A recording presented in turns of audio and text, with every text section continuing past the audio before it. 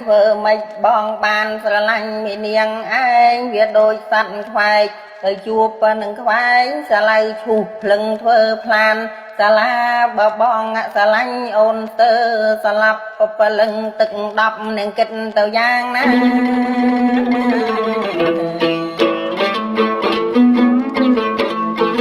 សូមបងនាងវិចាប្រាប់បៃបងឲ្យដឹងសម្ដីបើបងស្រឡាញ់ម្លឹងព្រលឹងកៅនាងគិតដូចមកចេះ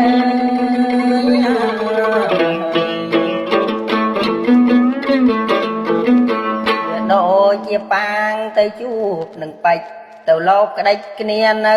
ខាងលិចក្តីវាដូចជាសាច់ក្តាន់ហាន់ដាក់ក្តាធ្លាក់ក្តុកកាលណាមិនលែងបលាក់ដៃ